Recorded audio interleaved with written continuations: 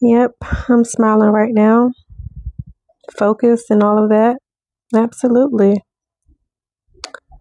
You know, sat here and recorded about 15 minutes worth of content for you all on my blackout process with all types of different little gems and tips and everything. But you know what?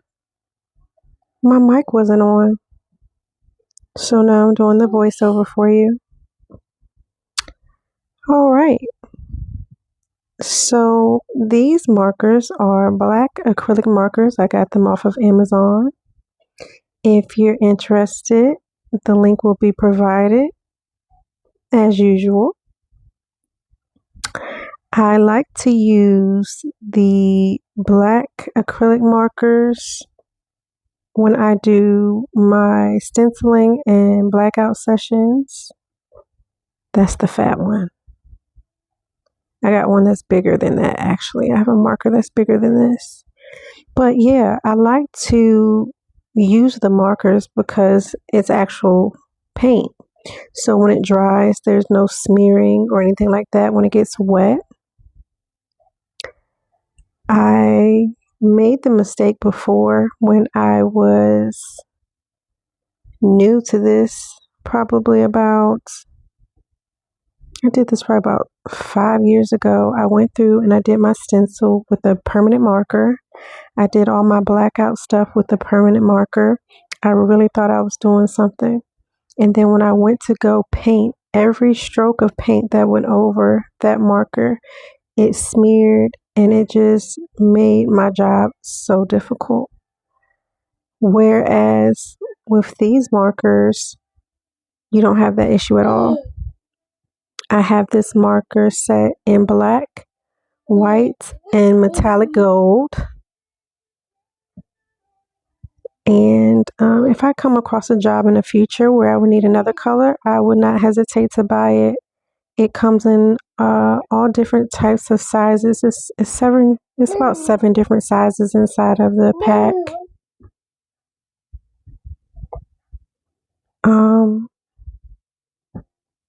It's like 1 millimeter, 3 millimeter, 10 millimeter, different sizes for the different jobs. So I'm going in, I'm doing all of the black work, all of the bulk black work. This helps me when I'm I'm sorry. I always say that. This helps me when I'm painting. I do it when I tattoo too, but it helps me to blend better. It helps me to keep the original shape better. It helps me to stay focused and not overdo any lines or certain spots that I need to keep like that shape for sure. Like for example, on like the faces, when I do portraits or something that it has to be very accurate, this helps out a lot.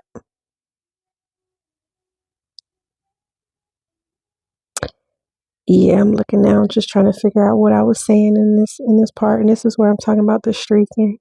When I use the permanent marker, you talking about somebody was pissed, okay? But just like that was a learning lesson, this was a learning lesson as well today. Um, my battery went dead on this video.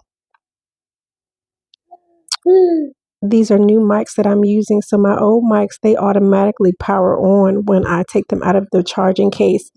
These ones don't. So I learned that today.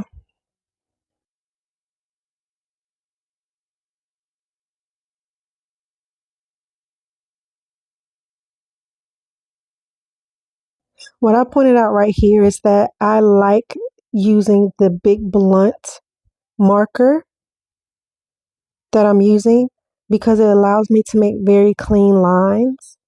And when I'm doing something like this, where the outline of it has to be in black. I can do it with a paintbrush, but it's much better with the marker. Tighter, cleaner, and that's what I'm looking for.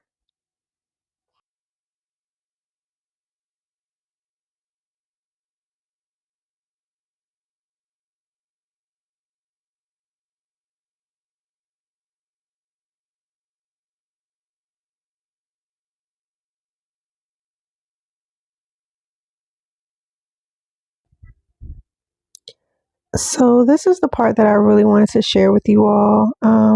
Here I was talking about just the light source.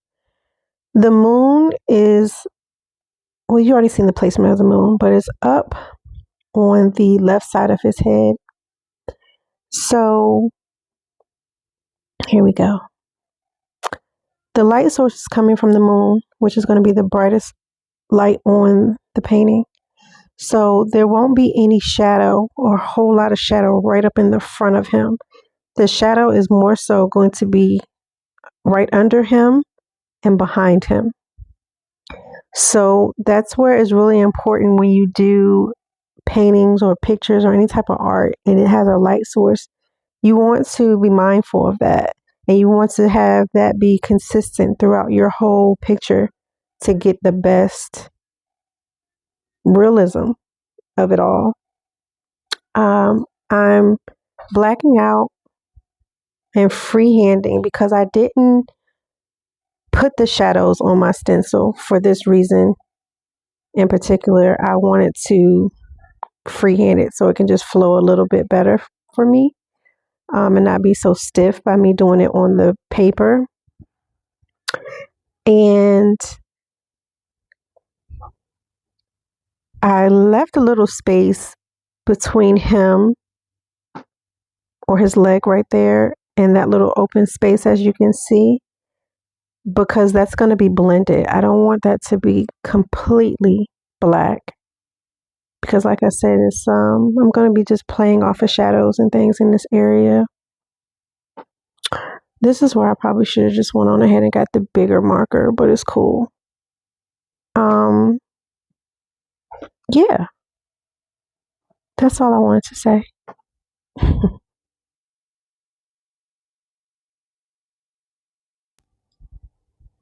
Okay, so at this point, I am checking my reference. There is a cherry blossom tree that's going to be right here on the side.